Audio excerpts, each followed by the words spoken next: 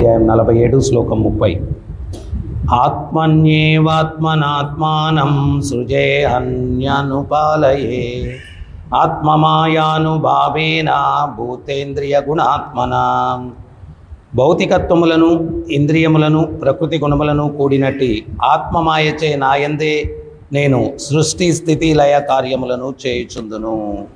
హరే కృష్ణ.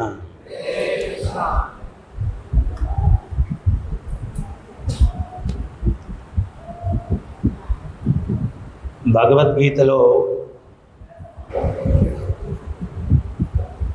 భగవంతుడు అన్నిటికీ నేనే మూలం అని చెప్తూ ఉన్నారు. సర్వకారణ కారకుడు భగవంతుడే. ప్రభుపాదుల వారు చాలా సరళంగా ఒక ఉదాహరణ ఇస్తారు.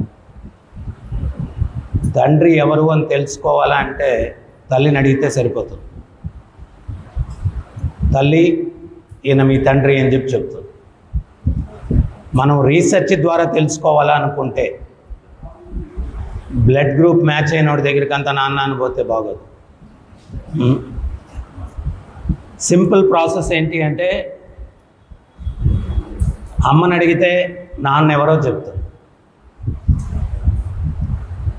ప్రభుపాదులు వారు చెప్తారు, శాస్త్రం అనేటువంటిది అమ్మ. ఆ శాస్త్రాన్ని, పరంపరలో వచ్చే శాస్త్రాన్ని మనం అధ్యయనం చేస్తే ఆ శాస్త్రం ద్వారా మన యొక్క తండ్రి సృష్టికర్త ఎవరు అన్నటువంటిది స్పష్టంగా మనకు తెలుస్తుంది అన్నమాట. రీసెర్చ్లు చేయాల్సినటువంటి అవసరం లేదు. ఈ శ్లోకంలో స్వయంగా ఈ ప్రకృతి గుణాలు నాయందే సృజింపబడినవి అని చెప్పడం జరుగుతుంది. ఎందుకోసం భగవంతుడు ఆయనకి 3 రకాల శక్తులు ఉన్నాయి. ఏంటవి?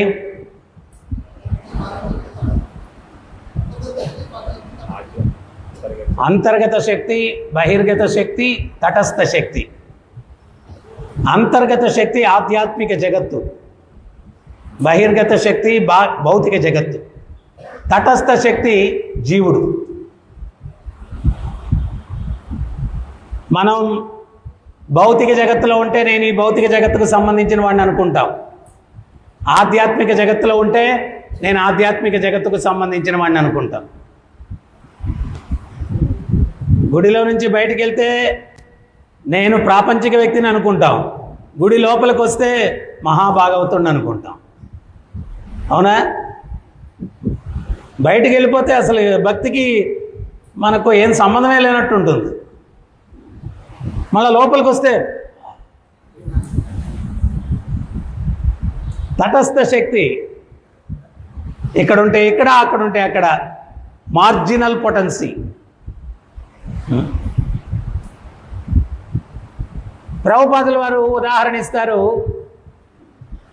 సామాన్య సమాజంలో కొంతమంది జైల్లో ఉండడానికి ప్రిఫర్ చేస్తారు. జైల్లో ఉండడానికి ప్రిఫర్ చేయడం అంటే ఏంటి? కోరుకుంటారు, జైల్లో ఉండాలని కోరుకుంటారు.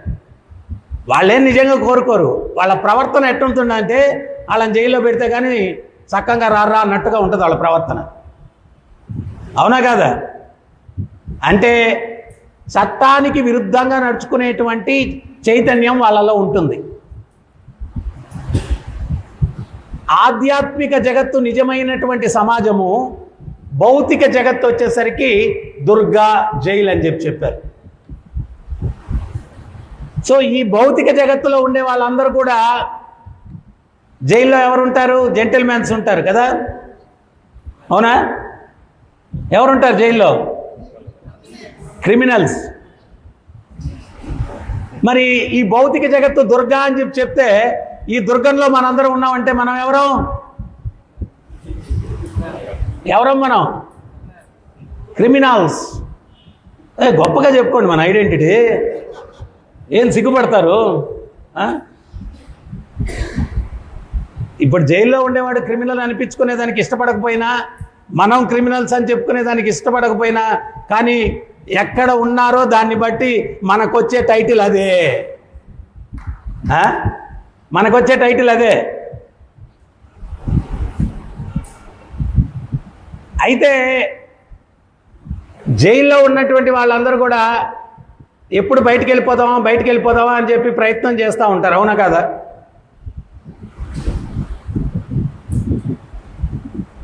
కానీ ఈ భౌతిక జగత్తు అనేటువంటి జైల్లో ఉండేటువంటి మనం మాత్రం వెళ్ళిపోవాలి మన ఇంటికి అని చెప్పి ఆలోచించాం. ఎంత మాయో చూడండి.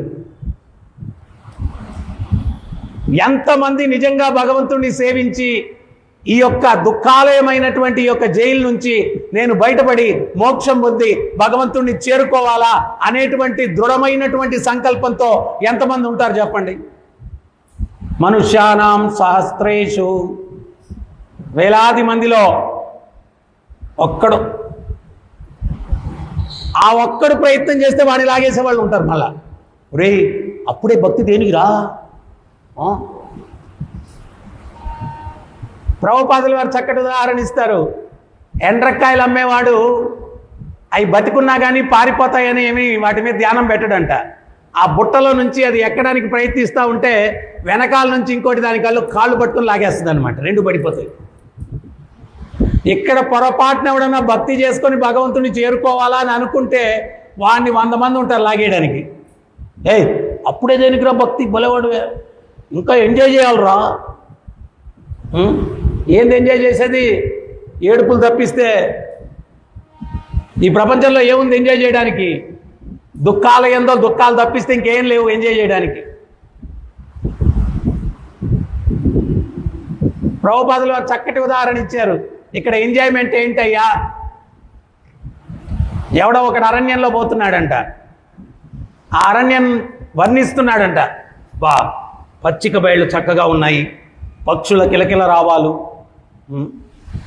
పుష్పాల నుంచి వెదజల్లేటువంటి సుగంధాలు చక్కటి సుగంధాన్ని ఇస్తున్నాయి, సెలయేరుల నుంచి పారేటువంటి చల్లని నీరు, వాటి మీద నుంచి వచ్చేటువంటి వాయువులు చక్కటి చల్లదనాన్ని ఇస్తున్నాయి అని అరణ్యాన్ని వర్ణించుకుంటూ పోతున్నాడు. ఉన్నట్టుండి వాడి మీద ఒక సింహం దూకింది. మనం కూడా రాజమహేంద్రవరం సూపర్, కోటగుమ్మం దగ్గర మార్కెట్ ఉంటుందండి, దొరకని ఐటమ్ ఉండదు అక్కడ. మార్కెటింగ్ చేయాలంటే, షాపింగ్ చేయాలంటే రాజమండ్రి మెయిన్ రోడ్, ఆ హోటల్ ఉంటుంది. అబ్బా బజ్జీ సూపరు.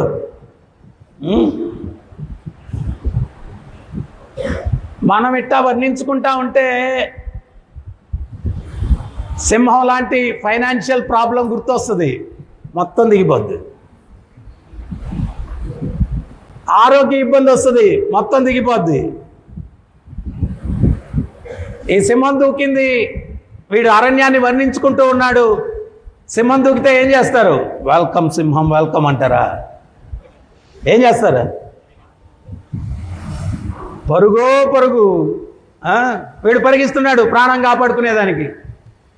పరిగెత్తి ఒక వేటగాడు జంతువుల్ని పట్టడానికి గొయ్యతో వేసి దాని మీద పచ్చగడ్డి కప్పేశాడు అనమాట. వీడు పరిగెత్తుకుంటూ వెళ్ళిపోయి దాంట్లో దూకపోయాడు, పడిపోతూ ఆ గొయ్యి మీద ఒక మర్రి చెట్టు ఉంది, దాని ఓడలు ఉన్నాయి. ఎగిరి ఆ ఓడల్ని పట్టుకొని ఎక్కడానికి ప్రయత్నిస్తూ ఉన్నాడు. ఎక్కడానికి ప్రయత్నిస్తూ ఉంటే తత్తరపాటు కదా, టెన్షన్లో ఉన్నాడు. వాడేమన్నా ముందు రిహార్సల్స్ చేశాడా? మనం అప్పుడప్పుడు డ్రామా చేస్తే రిహార్సల్స్ చేయకుండా డ్రామా చేస్తాం చూడండి, అట్లాగేమన్నానా? ఆడసలు మంట అయిపోయి రిహార్సల్స్ లేదు పాపం. అందుకని చెప్పి తత్తరపాటులో ఎగిరి పట్టుకున్నాడు. ఆ టెన్షన్లో పైకి ఎక్కడానికి ప్రయత్నిస్తుంటే చేతులు పట్టు జారిపోయింది, కాళ్ళు విరుక్కున్నాయి. ఆ యొక్క ఊడల్లో తలక్రిందులుగా ఊగులాడుతూ ఉన్నాడు. చాలా దూరం పరిగెత్తుకుని వచ్చాడు కదా. పరిగెత్తి వచ్చినప్పుడు అలసిపోయినప్పుడు ఏమవుతుంది? ఆ నోరు తెరిచి అంటా ఉన్నాడు. మీరెవరైనా ఆ సిచ్యుయేషన్లో ఉంటే చక్కటి స్మైల్ ఒకటి ఇచ్చుకుంటారా చెప్పండి? చక్కటి స్మైల్ ఏమైనా ఇవ్వగలరా అటువంటి సిచ్యుయేషన్లో?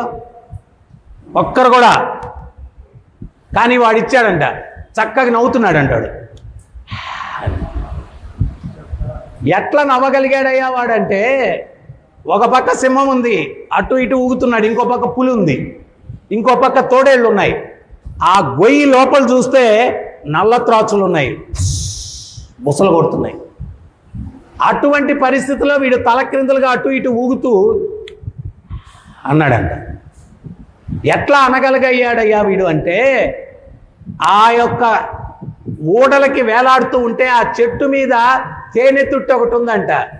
వీడి కదలికకి ఆ తేనె తుట్టెలో నుంచి ఒక్క తేనె బిందువు వీడి నాలుక మీద పడింది. వీడు ఆ ఒక్క తేనె బిందువుకి అని లొట్టేసి, మనం కూడా జీవితంలో సింహము, పులులు, తోడేళ్ళు, బుసలు కొట్టే పాములు ఇటువంటి కష్టాలు తరుముతూ ఉంటాయి. కొంచెం కామమో, కొంచెం కాంచనం డబ్బో, కొంచెం కీర్తి పేరు ప్రతిష్టో, అది ఎంత అంటే ఆ తేనె బిందువు అంతే. ఈ సింహంతో పోలిస్తే, పులితో పోలిస్తే, తోడేళ్లతో పోలిస్తే, పాములు బుసలు కొట్టే దాంతో పోలిస్తే ఆనందం ఎంత? డ్రాప్ అన్నమాట. దానికి వీడు. సో మనం ఇక్కడ అనుభవించేది డ్రాప్ ఆఫ్ నెక్టర్, ఒక్క తేనె బిందువు అంతా. కష్టాలు ఎంత? టన్నులు టన్నులు. కష్టాలు ఎంత? ఏమన్నా చెప్పరా? టన్నులు టన్నులు. ఆనందం ఎంత? డ్రాప్. ఈ డ్రాప్ కోసము వీడి కష్టాలు టన్నులు టన్నులు భుజానేసుకొని, నెత్తినేసుకొని మోసి, లైఫ్ ఎట్టుందాయా బాబు అంటే, సూపర్ అన్నా అంటాడు. ఏంట్రా నీ మొహం సూపర్? సూపర్ అన్నా అంటాడు. ఏముంది ఇక్కడ సూపరు? ఇంతే, ఇంతే సుఖం. అందుకనే దాన్ని ఏమన్నారు అంటే మాయా సుఖం అన్నారు. మాయా సుఖం. అసలు ఇక్కడ సుఖం అనేదే లేదు. వాడి రక్తాన్ని వాడు తాగుతాడు. మాయా సుఖం అని కూడా ప్రభుపాదులు వారు ఎందుకు చెప్పారంటే, ఎడారిలో ఒంటె ఉంటుందంట. అది ఎడారిలో చెట్లు అంటే, నేను ఈ టెంపుల్కి రాళ్ళు అవి కొనడానికి రాజస్థాన్ చాలాసార్లు వెళ్ళాం. అక్కడ ఉంటే ఒక యాప చెట్టు ఒకటి ఉంటుంది ఎడారిలో, మిగిలినవన్నీ ముళ్ళ చెట్లే. ఇది పోయి ఆకలేస్తే ఆ ముళ్ళ చెట్టు నవ్వులుతుందంట ఒంటె. దాని ముళ్ళు నాలుగు పెదాలకి గుచ్చుకొని రక్తం కారుతుంది. ఈ ఒంటె అనుకుంటుందంట, ఈ ముళ్ళ చెట్టు నవిలితే కొంచెం నొప్పిగా ఉంది, అయినా పర్వాలేదు, నెత్తురు వస్తుంది ఈ చెట్టు నుంచి అనుకుంటుందంట. ఎక్కడి నుంచి వస్తుంది నెత్తురు? చెట్టు నుంచి వస్తుందా? దీని నెత్తురు అదే తాగుతుంది. ఇక్కడ సుఖం ఏదైనా, మన ఎనర్జీ రక్తం కరిగితే అది ఎనర్జీగా మారితే దాని ఫలితం వస్తే ఒక్క తేనె బిందువు నాలుగు మీద పడుతుంది.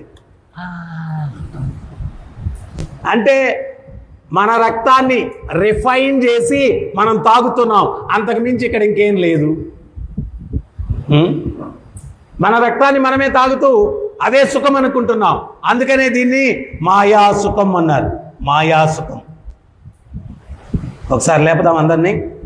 హరే కృష్ణ, హరే కృష్ణ, కృష్ణ కృష్ణ, హరే హరే, హరే రామ, హరే రామ, రామ రామ, హరే హరే. సో ఇక్కడ భగవంతుడు ఏంటి అంటే, మన యొక్క ఐడెంటిటీని మర్చిపోవడానికి ఈ భౌతిక జగత్తులో గుణాలు, ఇక్కడ ఆయన చెప్పారు, ఈ భౌతిక సృష్టి గుణాలు నేనే సృష్టించానన్నారు. ఏంటివా గుణాలు?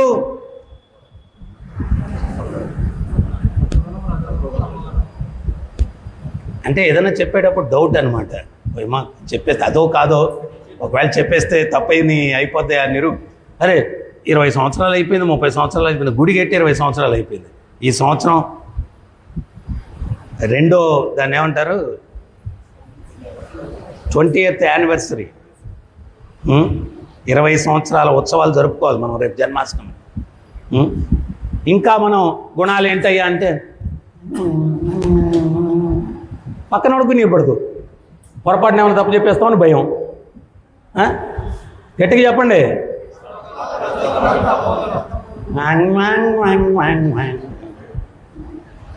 సత్వగుణం, రజోగుణం, తమోగుణం.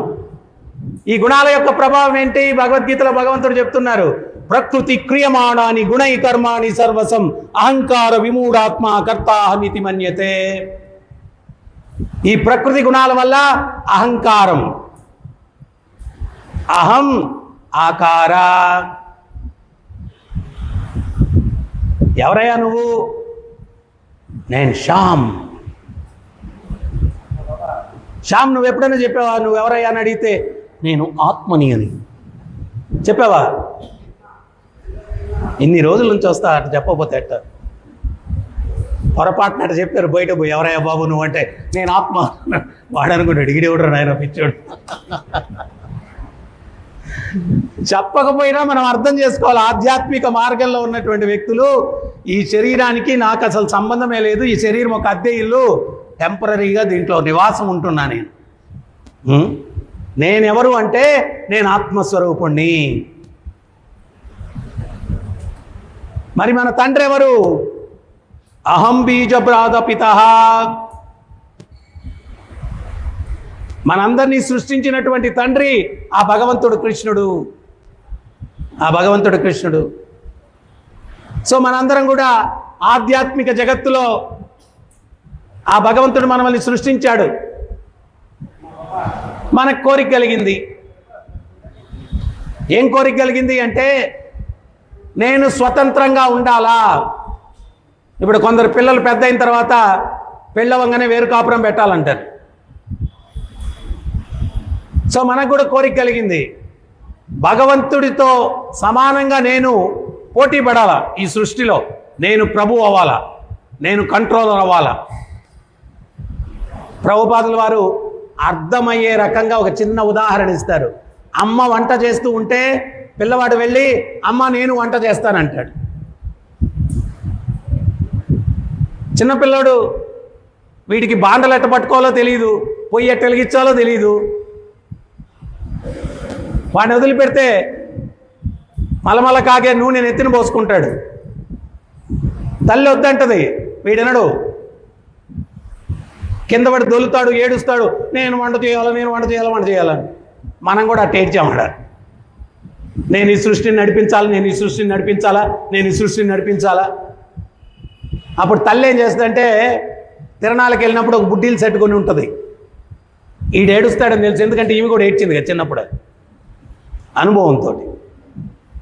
ఒక బుడ్డీల సెట్, ఒక చిన్న స్టవ్, పాత్రలు, కొంచెం బియ్యం, వాడి ముఖాన్ని కొట్టి కొంచెం చపాతీ పిండి, వాడు చపాతీ రుద్దుతాడు. ఒకసారి బల్లిలాగా, ఒకసారి కప్పలాగా, మంచి మంచి షేపులు. సో వీడి మొహాన్ని కొట్టి అరే నువ్వు వండుకోరా అంటది. సో నేను ఈ సృష్టిని నడిపించాలని భగవంతుడితో పోటీ పడ్డాం. భగవంతుడు ఏం చేశాడంటే ఈ నమూనా ప్రపంచాన్ని సృష్టించి మనందరినీ ఇక్కడికి పంపించాడు. అట్టా వచ్చాము ఇక్కడికి. అందుకనే చూడండి, ఇక్కడ ఒక కమ్యూనిటీ ఉంటే నేను ప్రెసిడెంట్ అవ్వాలి. ప్రెసిడెంట్కి చాలా పోటీ ఉంటుంది. ప్రతి ఒక్కరూ హీరో. ఈ మధ్య ఏదో విన్నాను, బిచ్చగాళ్ళకు కూడా ఒక సొసైటీ, ఒక యూనియన్, దానికి ప్రెసిడెంట్, అన్నిటికీ ప్రెసిడెంట్. అది ఇక్కడ స్టార్ట్ అయింది కాదు, ఆధ్యాత్మిక జగత్తులో భగవంతుడితో పోటీ స్టార్ట్ అయింది.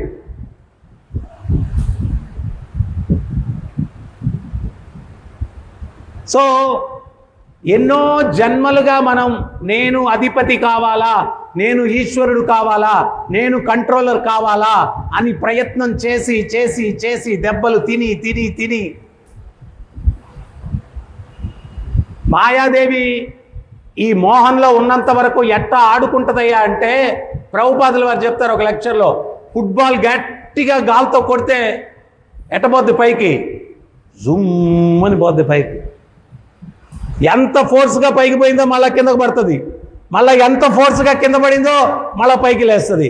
ఆ ఫోర్స్ ఏంటంటే మనం చేసుకున్న కర్మలు. బాగా పుణ్యాలు చేశాం, ఫోర్స్ ఏం చేసింది, స్వర్గంలో పుట్టాం. అక్కడ మంచి కిరీటము, మంచి వస్త్రాలు, ఉద్యానవనాలు, అప్సరసలు, నృత్యాలు, సురాపానీయం, ఆహాహా అద్భుతం. పుణ్యమంతా ఖర్చు అయిపోయింది, డిస్కో మళ్ళీ ఎడబడ్డాం, ఏం లేదు. తినడానికి తిండి లేదు, ఉండడానికి ఇల్లు లేదు, కట్టుకునేదానికి బట్ట లేదు. మళ్ళా ఆ బాధల్లో కృష్ణ రామ అంటూ కొన్ని పుణ్యకార్యాలు చేసాం, మళ్ళా వెళ్ళిపోయాం స్వర్గానికి. మళ్ళీ ఎంజాయ్ చేసాం. ఆ బ్రహ్మాభూనాలోకో పునరావర్తినో అర్జున. బ్రహ్మలోకం నుంచి పాతాళలోకం దాకా ఫుట్బాల్ ఎట్లాగా పైకి కిందికి తంతే, అట్లాగా మాయాదేవి తంతు ఉంటే ఉన్నత జన్మ అధమ జన్మ, ఉన్నత జన్మ అధమ జన్మ.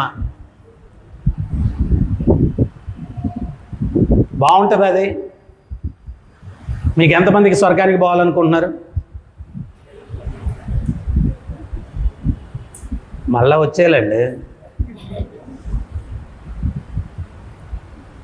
అట్లీస్ట్ అవగాహన ఉంది కాబట్టి.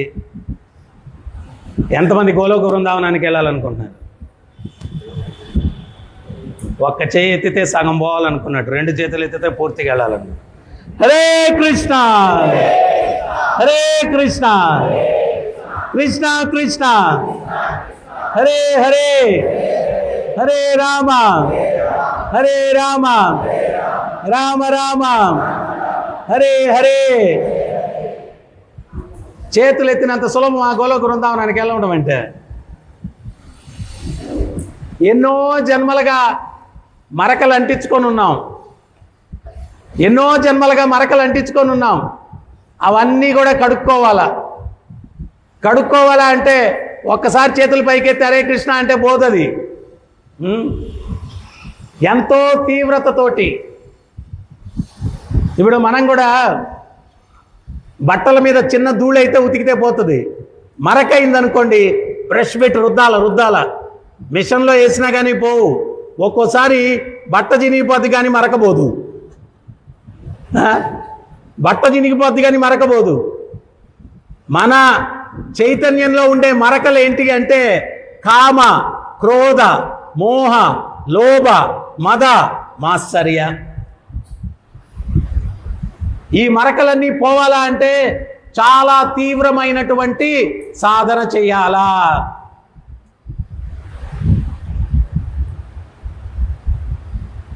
ఒక ఆమె ఏదో బుట్టలో వ్యాపారం చేస్తుందంట, ఏదో వస్తువులు పెట్టుకొని.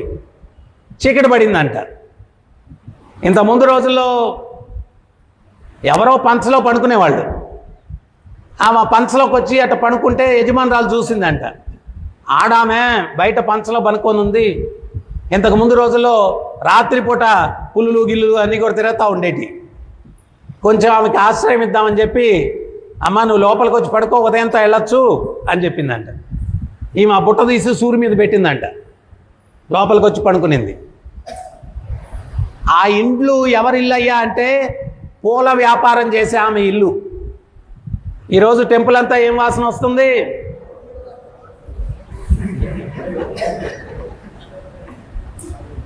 ఇది మాత్రం గట్టిగా చెప్పారు.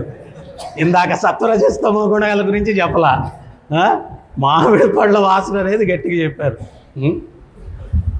సో ఆమె ఇంట్లో అన్ని పూలు ఉన్నాయి, పూల వాసన వస్తూ ఉంది. ఈమె పడుకునింది కదా, ఈమె నిద్ర పట్టట్లా. ఈమెకి మధ్య మధ్యలో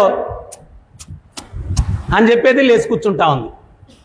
ఈ యజమానురాలు అనింది, నీకేం భయం లేదమ్మా, నీకేం భయం లేదు, ప్రశాంతంగా పడుకోవచ్చు.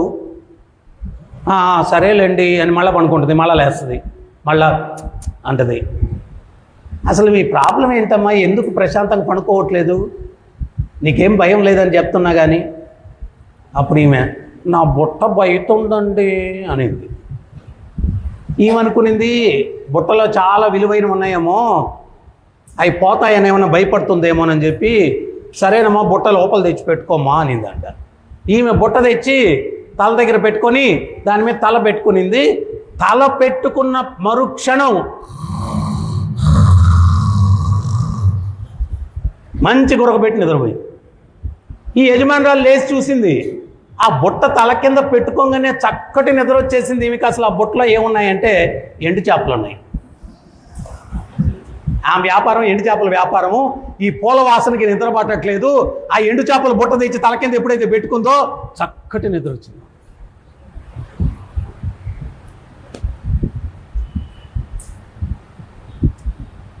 ఇటువంటి ఎండు చేపల వాసనలు చాలా వాసనలకు అలవాటు పడిపోవడం వల్ల భక్తిలో సుగంధం మనకు అంత నచ్చట్లేదు, అంత ఇమడ లేకుండా ఉండం.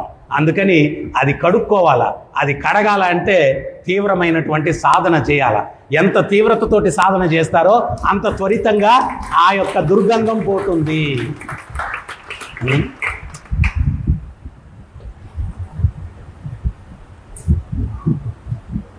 అది గాని జరగకపోతే ఆ మెట్ట బుట్ట లోపల నుంచి బయటకు తెచ్చి పెట్టుకుంటానంటదో మన ప్రభుజీ కొంచెం ఆ వాసన కొంచెం తెచ్చుకుంటే భక్తి చేయగలను, లేకపోతే నిద్ర పట్టట్లేదు ప్రభు నాకు. ఆ భౌతికమైనవి కూడా తెచ్చి పెట్టుకుంటే అప్పుడు నాకు నిద్ర పడుతుంది అంటాం. త్వరితగతిలో ఆ భగవంతుని యొక్క నామం ప్రహ్లాదుడు చెప్తాడు, నీ నామం ఎంత శక్తివంతమైందయ్యా, నామ రూపంలో అందరి హృదయాల్లోకి ప్రవేశించి ఆ హృదయాలను ప్రక్షాళన గావిస్తావు.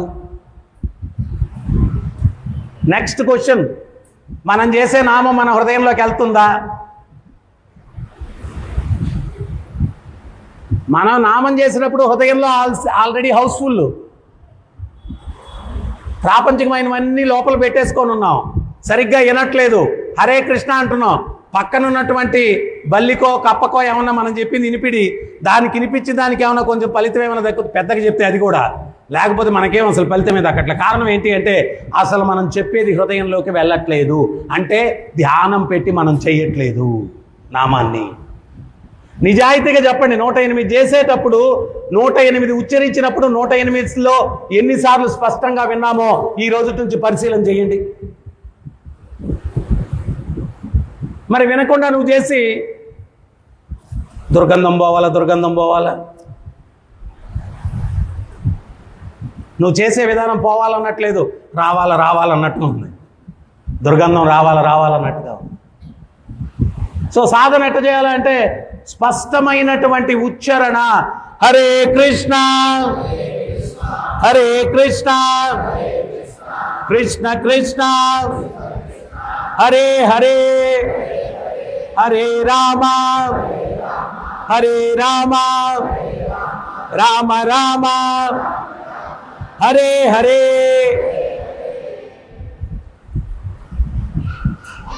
ప్రభుజీ అట్లా చేస్తే టైం ఎక్కువ పడుతుంది ప్రభు. అయ్యా పోతే పోయింది, మొదట ప్రాక్టీస్ చేయండి, ఒకటి చేయండి రోజు చాలు. ప్రాక్టీస్ చేయండి, వినేటట్టు చేయండి, ధ్యానం పెట్టి వినేటట్టు చేయండి. వ్యాపారం చేసి ఆదాయం లేదు అంటే ఉపయోగం ఏముంది చెప్పండి? సాధువుకి సంపద ఏంటి? పురంధరదాస్ ఏం చెప్పాడు? సాధన సంపత్తాయిత్తు. సాధువుకి సంపద ఏంటి అంటే సాధనే సంపద. మనం ఊరికే వస్తున్నాం పోతున్నాం, చేతిలో జపమాల ఉంది. ఒకసారి నేను మాయాపూర్ వెళ్ళుంటే అక్కడ టెంపుల్ కమాండర్ ఎవరో ఒక ఆయన భక్తుడు మాట్లాడుతూ ఉన్నాడు. ఇంకో భక్తుడు జపమాల తీసుకెళ్ళాడు, పెద్ద జపమాల ఆయనకి. ఇట్లా అన్నాడు అతను కిచెన్ స్టోర్ రూమ్లోకి వెళ్ళి వస్తున్నాడు అనమాట. ఇట్లా అన్నాడు, నీ జపా బ్యాగ్లో ఏముందో చూపి అన్నాడు. మాల లేదు, కొన్ని కూరగాయలు, కొన్ని పప్పులు, దినుసులు అవన్నీ జపమాల్లో ఉన్నాయి.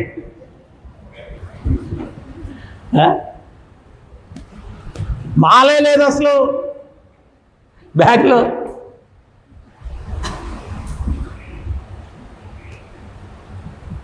అంటే ఇవన్నీ కూడా సంవత్సరాలు గడిచిపోతూ ఉన్నా కానీ మనం వీటి మీద దృష్టి పెట్టకుండా, సాధన ఏ రకంగా చేయాలో అనేటువంటి తెలుసుకోకుండా మనం తీవ్రతతోటి ఈ సాధన అన్నటువంటి చేయకపోతే ఎక్కడ వేసిన గొంగళి అక్కడే ఉంటుంది. ఎన్నో సంవత్సరాలు గడిచిపోయింది, చైతన్యంలో మార్పు లేదు, ఉపయోగం ఏముంది? ఇందాక నేను స్వర్గం కాదు గోలోక వృందావనానికి ఎంతమంది వెళ్ళాలనుకుంటున్నారు అంటే ఒక్క ఆబ్సెంట్ కూడా లేదు, అందరు చేతులు ఎత్తారు. మరేమంత సులభం అనుకున్నారా గోలోక బృందావనానికి వెళ్ళడానికి? అంత సులభం కాదు. నిగ్రహశక్తి ఉండాలా, తపస్సు చేయాలా, తీవ్రమైన తపస్సు చేయాలా. సో అందుకని మనం ఏంటి అంటే చేసే నామం తీవ్రంగా స్పష్టతతోటి దాన్ని శ్రవణం చేసినప్పుడు ప్రహ్లాదుడు చెప్పినటువంటి ఫలితాన్ని మనం పొందుతాం. స్వామి, నీ నామం ఎంత శక్తివంతమైంది, నామ రూపంలో హృదయంలోనికి ప్రవేశించి ఆ హృదయాల్ని ప్రక్షాళన గావిస్తావు, ఆ హృదయాల్ని ప్రక్షాళన గావిస్తావు. హృదయం నుంచి రావాల నామం, మళ్ళా చెవి ద్వారా హృదయం లోపలికి వెళ్ళాలా, హృదయం లోపలికి వెళ్ళాలా. అందుకనే ప్రభుపాదులు వారు చెప్పారు, కృష్ణ చైతన్యం అన్నటువంటిది సీరియస్ స్టూడెంట్స్కి అన్నారు. సీరియస్ స్టూడెంట్ అంటే ఎవరు? పుస్తకాలు చదవడు, క్లాసులు అటెండ్ అవడు, హోంవర్క్ చేయడు, వీళ్ళు సీరియస్ స్టూడెంట్ కదా, అవునా కాదా? టెక్స్ట్ బుక్ చదవడు, క్లాసులకు అటెండ్ అవడు, హోంవర్క్ చేయడు, ప్రాక్టీస్ చేయడు, వీడు సీరియస్ స్టూడెంట్, అవునా? మనల్లో ఎవరినైనా ఒక్కడిని అసలు నువ్వు భక్తుడు అంటే అన్నావు, నన్ను భక్తుడు కాదంటావా, భక్తుడు కాదంటావా నన్ను? మరి ఇందాక నేనేమన్నాను? సీరియస్ స్టూడెంట్ ఎవరు? పుస్తకాలు చదవడు, క్లాసులు అటెండ్ అవడు, ప్రాక్టీస్ చేయడు, వాడు సీరియస్ స్టూడెంట్ అంటే మీరు ఒప్పుకోలే. కానీ ఇక్కడ మాత్రం భగవద్గీత చదవము, భాగవతం చదవము, ప్రవచనాలు అటెండ్ అవ్వం, లాస్ట్లో వస్తాం జై ప్రభుపాద రేటప్పుడు వస్తాం, అప్పుడు వచ్చి ఎక్కడో దగ్గర కూర్చునేస్తాం, క్లాసులు అటెండ్ అవ్వడం, జపం ధ్యానం పెట్టి చేయము. మనమేమో సీరియస్ భక్తుడిని 15 సంవత్సరాల నుంచి వస్తున్నా, 16 మాళ్ళు 16 సంవత్సరాలు మళ్ళీ.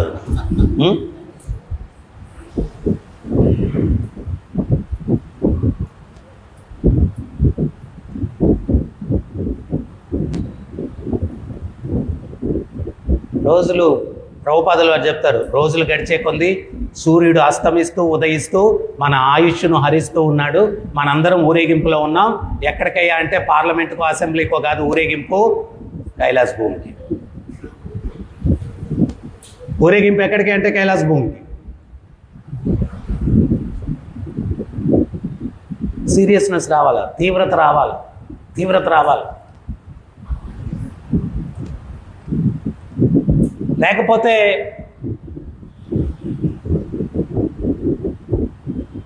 ఎవరు సీరియస్ భక్తుడు? భగవద్గీత చదవము, భాగవతం చదవము, క్లాసులు అటెండ్ అవ్వము, జపం సరిగ్గా చేయము, ప్రసాదం మాత్రం బాగా తీసుకుంటాం.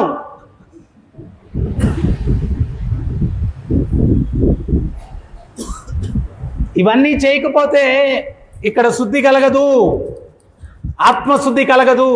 ఆత్మశుద్ధి కలగపోతే భగవంతుని యొక్క దృష్టి మన మీద పడదు, గమ్యాన్ని మనం చేరుకోలేము. డ్రాప్ అవుట్స్ మధ్యలోనే మార్చి సెప్టెంబర్ రాస్తానే ఉంటాడు. నేను 10th క్లాస్ రాసేటప్పుడు ఒక ఆయన వచ్చి నా పక్కన కూర్చున్నాడు. ఆయన 40 సంవత్సరాల పైన ఉన్నాయి. నేను ఊరికే అడిగాను, ఏంటి సార్ మీరు రాస్తుంది? మార్చి సెప్టెంబర్ ట్రై చేస్తానే ఉన్నా 15 సంవత్సరాల నుంచి అన్నాడు. ఆయన జవాన్గా ఉన్నాడంటే 10th పాస్ అయితే గుమస్తా అవుతాడంట, అందుకని రాస్తున్నాడంట. అప్పట్లో రాస్తానే ఉన్నాడు. మనం కూడా ఎన్ని జన్మలైనా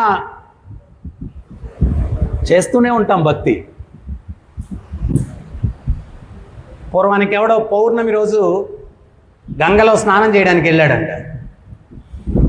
స్నానం చేసి వచ్చి అట్లా గట్టు మీద కూర్చొని వాడికి ఉండే చిన్న టవల్తో ఒళ్ళు తుడుచుకుంటున్నాడంట. ఒక వ్యక్తి తేజోవంతంగా నీళ్ళల్లో స్నానం చేసి బయటకు వచ్చాడంట. వీడు ఆయన చూసి ఆశ్చర్యపోయాడు. ఎవరండి మీరు అన్నాడంట. ఆయన అనుకున్నాడు వీడికి కనపడకూడదు, నేను వీడికెట కనిపించానని, నేను దేవతను అన్నాడంట. ఏమండి ఇట్టా వచ్చారన్నాడండి వీడు. గంగలో స్నానం చేయడానికి వచ్చాను అన్నాడండి. ఏమండి స్వర్గంలో నీళ్ళ కరువా అన్నాడంట. స్వర్గంలో నీళ్ళ కరువా అన్నాడంట. నీళ్ళ కరువేం లేదురా బాబు, పుణ్య గంగ లేదు స్వర్గంలో. ఈ పుణ్యగంగలో స్నానం చేయడానికి పౌర్ణమికి దేవతలు మేము వస్తాము అని చెప్పాడు. ఓహో, అయినా అండి స్వర్గం ఎట్టుంటుందంటే అన్నాడంట. ఒరే, స్వర్గం అద్భుతంగా ఉంటుందిరా నాయన. వయస్సు చాలా, నేను చూడు ఎట్టున్నాను, దగదగ వెలిగిపోతూ. వయసు చాలా ఎక్కువ ఉంటుంది, ఉద్యానవనాలు ఉంటాయి. మేము ఎక్కడికన్నా ప్రయాణం చేయాలంటే అట్టన్నామంటే ఎగిరిపోతాం గాల్లో. అప్సరసలు ఉంటారు. అసలు విషయం చెప్పాలి, అది సురాపానీయం ఉంటుంది. సూపర్. పా, ఏమండే నన్ను తీసుకెళ్ళండి. ఒరే, ఎవడు పడితే వాడు వచ్చేసేదానికంటారా స్వర్గం? భలే వాళ్ళండి మీరు. అంతగా దాని గురించి వర్ణించి నన్ను తీసుకుపోతే నేను ఎట్టుంటానండి ఇక్కడ. ఈ దేవత అనుకున్నాడంటే మామూలుగా కొంచెం ఎవడికి కనపడకూడదు, వీడికి కనిపించానంటే కొంచెం స్పెషల్ ఉన్నట్టున్నాడు. 10-12 లక్షల మంది పాపులేషన్ ఉంటే మనం కూడా ఇక్కడికి వచ్చిండా, మనం కూడా కొంచెం స్పెషలే కదా. కొంచెం వాళ్ళు ఎవరు రాలా, మనం వచ్చాం, కొంచెం స్పెషలే మనం. అవునా కదా? సరేరా బాబు, ఈ పౌర్ణమి కాదులే, వచ్చే పౌర్ణమికి తీసుకెళ్తాలే, వచ్చేయి ఈ టయానికి ఇక్కడికి, నేను కూడా పౌర్ణమికి స్నానానికి వస్తాను, అప్పుడు నేను తీసుకెళ్తాను అన్నాడు. ఈడు ఎగిరికి అంతేసాడు. ఎగిరికి అంతేసి అప్పటికప్పుడు ఒక పాట కంపోజ్ చేసేసుకున్నాడు. వచ్చే పౌర్ణమి వచ్చే పౌర్ణమి అంట డ్యాన్సులు చేసుకుంటా ఇంటికి పోయాడు. తలుపు తట్టాడు. తడితే భార్య తలుపు తీసింది. ఈ దేవత ఒక కండిషన్ పెట్టాడు. వచ్చే పౌర్ణమి నిన్ను తీసుకెళ్తానన్న విషయం సూపర్ సీక్రెట్, ఎవ్వరికి చెప్పకూడదు. కానీ వీడికి ఆ డిస్క్రిప్షన్ అంతా విన్నాడు కదా, స్వర్గం ఎట్టుంటుంది. వీడికి అసలు భూమి మీద కాలు నిలవట్లా. వీడు తలుపు తట్టి ఆమె తలుపు తీసే లోపల వచ్చే పౌర్ణమి. ఆమెకి డౌట్ వచ్చింది, ఏంటండి వచ్చే పౌర్ణమి అని. అదే ఏం లేదన్నాడు. ఇంట్లో పోయిన తర్వాత భోజనం పెట్టింది. ఆమె కంచంలో వడ్డిస్తుంటే ఈడు ఆగలేకుండా ఉన్నాడు, కూర్చొని కూడా వచ్చే పౌర్ణమి అన్నాడు. ఆమెకేదో డౌట్ వచ్చేసింది, కంచం పక్కకి లాగేసింది. ఏంటండి వచ్చే పౌర్ణమి ఏదో ఉంది, మీరు అంతగా ఊగిపోతూ పాట పాడుతున్నారంటే ఏదో ఉంది, అది కానీ చెప్పబోతే భోజనం లేదు. ఇప్పుడంటే అట్ట బయటకు వచ్చేస్తే ఏదో ఒకటి దొరుకుద్ది, తినేయచ్చు. అప్పుడు అట్ట కాదు కదా, ఎవడింట్లో వాడు తినాలి. ఆడనుకున్నాడు వచ్చే పౌర్ణమి దాకా బతకాలంటే తినాలి కదా అని చెప్పి, అయినా నా భార్య కదా, ఇంకొకదాన్ని చెప్తే ఏం కాదులే, ఏమే ఎవ్వరికి చెప్పద్దు, గంగ దగ్గర ఒక దేవతను కలిశాను, వచ్చే పౌర్ణమికి నన్ను స్వర్గానికి తీసుకెళ్ళిపోతాను. ఆమె గుండె ఓ అమ్మ, ఏమన్యాయం, అర్ధాంగి అంటే అర్థం ఇదేనా? నన్ను వదిలిపెట్టి మీరు వెళ్ళిపోవాలనే? అమ్మమ్మమ్మమ్మమ్మ, మోసం అని చెప్పి తలకే ఓ ఏడో బాగా. హోమ్ డిపార్ట్మెంట్ ప్రశాంతత లేదంటే ఇంకా ఇల్లు రణరంగమే. వాళ్ళని ప్రశాంతంగా ఉంచితే వీడు పీస్ఫుల్గా ఉండగలదు.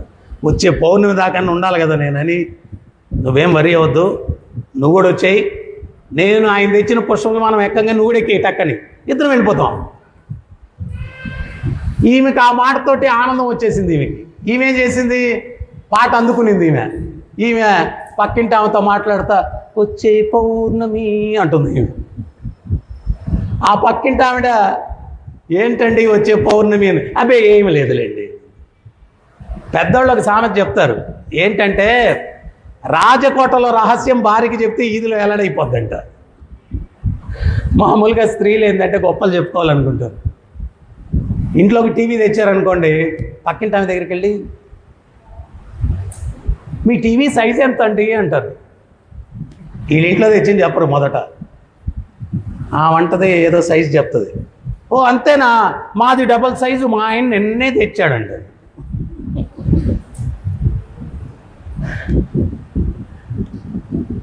ఆమె 2-3 సార్లు ఈమె వచ్చే పౌర్ణమి డ్యాన్స్ చేసేసరికి ఆమెకి ఏదో డౌట్ వచ్చేసి, ఏమండి మనది చాలా థిక్ ఫ్రెండ్షిప్ అన్నారు కదా, ఏదో రహస్యం నా దగ్గర దాస్తున్నారు మీరు. అప్పుడు ఈమె సెంటిమెంట్తో కొట్టేసరికి ఈమె కూడా ఎట్టయినా నా ఉత్తమ స్నేహితురాలు కదా అని చెప్పి జరిగిన విషయం, వచ్చే పౌర్ణమి దేవత వస్తున్నాడు, మా ఆయన్ని పుష్పక విమానం, నేను కూడా ఎక్కేస్తున్నాను. అప్పుడు ఈమెనింది, ఏ దోస్తి ఆమె నైట్ చూడేగా అన్నారు కదా, నన్ను వదిలిపెట్టి వెళ్ళిపోతారా, స్నేహానికి ఇచ్చే విలువ ఇదేనా? అప్పుడు ఈమె చెప్పింది, మీరు కూడా వచ్చి అక్కడెక్కడో పోతసాటన ఎక్కడో దాక్కోండి, మా ఆయన చెప్పాడు నేను ఎగిరి దూకేయంగానే మీరు కూడా దూకేయండి, వెళ్ళిపోదామని. ఆమె ఏం చేసిందంటే భర్త ఇంటికి రాగానే వచ్చే పౌర్ణమి, ఇంకా ఊరంతా పౌర్ణమి పాట, ఒక్కడు భూమి కాళ్ళ మీద లేదు, అందరు కూడా వచ్చే పౌర్ణమి అని ఊరంతా. పౌర్ణమి రానే వచ్చింది, ఆ దేవత వచ్చాడు, ఆడ స్నానం చేసి వచ్చాడు అనమాట. వీడు సార్ రెడీ సార్ అన్నాడు. ఏం సార్, ఏం వెహికల్ తేలేదన్నాడు. హరే కృష్ణ హరే కృష్ణ. ఏం సార్ వెహికల్ తేలేదన్నాడు. నువ్వు ఒక్కడి వెహికల్ కావాలంటరా, నేను ఎగురుతాను, నా కాళ్ళు పట్టుకో, వెళ్ళిపోదాం. అయితే ఒక షరతు, గమ్యం చేరుకునేంత వరకు మాట్లాడకూడదు సుమా, చాలా ఎత్తు ఎగరతాం మనం. సరే సార్. ఆయన గాల్లోకి ఎగిరాడు, వీడు కాళ్ళు పట్టుకున్నాడు. పక్కనే పొదలో ఉంది భార్య, వీడి కాళ్ళు పట్టుకుంది. పక్కింటి ఆమె పక్కనే ఉంది, ఆమె కాళ్ళు పట్టుకుంది. పక్కింటి ఆయన పక్కనే ఉన్నాడు, కాళ్ళు పట్టుకున్నారు. ఊరంతా ఒకరి కాళ్ళు ఒకరు పట్టుకుని హ్యూమన్ చైన్ అనమాట. వీడి కిందకు చూశాడు, ఊరే నా భార్యకి ఒక్కదానికి చెప్తే ఊరంతా ఉంది ఆంజనేయుల స్వామి తోకలాగా. ఆయన నన్ను ఒక్కడిని రమ్మన్నాడు, వీళ్ళందరూ వచ్చేస్తే అసలు నాకు ప్లేస్ ఉంటుందో ఉండదో డౌట్ వచ్చేసింది వీడికి. వీడేం చేశాడు, దేవత మాట్లాడుతున్నానా అయ్యా, ఈ సందేహం చేరుకోదాకా కూడా ఆగదు గుండె, పెద్ద తోకంద కింద, ఈ సందేహం తీర్చేయండి అన్నాడు. అంటే ఏదో చెప్పాడు అన్నాడు. స్వర్గంలో ఎంతమందికి స్థలం ఉంటుందండి ఉండడానికి అన్నాడు. ఓరి పిచ్చోడ, ఎంతమంది వెళ్ళినా ఇంకంతమందికి ఉంటుందా అన్నాడు. వీడు అమ్మయ్య అని చేతులు వదిలేశాడు. టప టప టప టప టప టప టప టప టప అందరూ పడ్డారు కింద.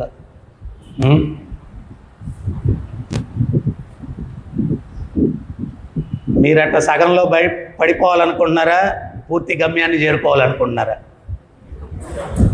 స్వర్గానికే గోలోక బృందావనానికే? గోలోక బృందావనానికి చేరుకోవాలంటే ఏం చేయాలా?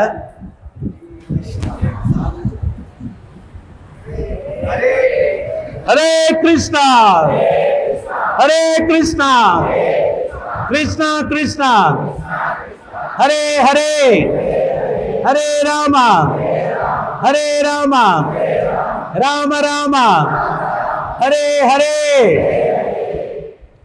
నామాన్ని తీవ్రంగా జపించడం, దశవిధ అపరాధాలు చేయకుండా ఉండడం, 4 నియమాలు ఖచ్చితంగా పాటించడం, భాగవతం శ్రవణం చేయడం, భగవద్గీత భాగవతం చదవడం, ఇవన్నీ తీవ్రతతో చేయడం వల్ల మనం మన గమ్యాన్ని గోలోక బృందావనాన్ని చేరుకునేదానికి అవకాశం ఉంటుందన్నమాట. సారీ, చూడండి ఎంత కాన్షియస్. ప్రసాదం చెప్పలేదండి. ఇంకోటి, శాస్త్రాలు ఏం చెప్తాయంటే ప్రసాదం కరుణావతారం, ఇది భగవంతుని యొక్క అవతారం అనేటువంటి భావనలో తీసుకోవాలంట. జిలేబీ, మైసూర్ పాకు, గులాబ్ జామును అనే భావంతో తీసుకుంటే అదే ప్రసాదం మళ్ళా నరకానికి చేరుస్తుందంట మనల్ని. ఇది కూడా అర్థం చేసుకోండి, శాస్త్రం ఇది వివరించింది. అది భగవంతుని యొక్క ప్రసాదం అని గౌరవంతో, ఏదో జిఫ్వా చాపల్యంతో దాన్ని స్వీకరించకూడదు. అటని చెప్పి కాకరకాయ పెడితే వీడి ప్రసాదాన్ని అప్రిషియేట్ చేయడానికి గులాబ్ జామున్లు రసగుల్లాలు తయారు చేస్తాం, కానీ దాన్ని ప్రసాదంగా భావించాలి, గౌరవంతో స్వీకరించాలి, గౌరవంతో స్వీకరించాలి. సో అందువల్ల దయచేసి అందరూ కూడా ఈ నామం చేయడం, నేను చెప్పాను కదా, స్పష్టతతో వింటూ చేయడానికి ప్రయత్నం చేయండి. తర్వాత భగవద్గీత, భాగవతం శ్రవణం చేయడం, అట్లీస్ట్ సండే అయినా కానీ బిగినింగ్ నుంచి రండి. జై శిల ప్రభుపాద్ కాదు, బిగినింగ్ నుంచి రండి, భాగవతం శ్రవణం చేయండి, కీర్తనలో పాల్గొనండి, సేవలో నిమగ్నం అవ్వండి. ఊహించండి, ఇప్పుడు తిరుమలలోకి పోయి నేను భగవంతుడికి నైవేద్యం వండాలా అంటే కుదురుతుందా? భగవంతుడికి నేను వెళ్ళి పూజ చేయాలా అంటే కుదురుతుందా? భగవంతుడికి నేను వెళ్ళి అలంకరణ చేయాలా అంటే కుదురుతుందా? ఈరోజు పిల్లలందరూ కూడా మేము ఫ్లవర్ డెకరేషన్ చేస్తాం. జగన్నాథ్ రెడ్డి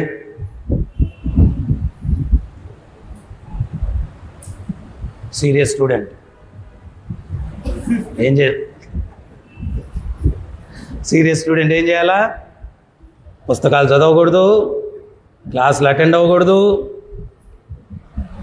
ప్రాక్టీస్ చేయకూడదు. అతన్ని సీరియస్ స్టూడెంట్ అంటారు కదా. సీరియస్ భక్తుడు అంటే ఏం చేయాలా? జపం చేయకూడదు, భగవద్గీత చదవకూడదు, భాగవతం చదవకూడదు, సేవ చేయకూడదు, దర్శనం చేయకూడదు. అప్పుడప్పుడు కృష్ణుడికి దర్శనం, మన దర్శనం ఇవ్వాలా,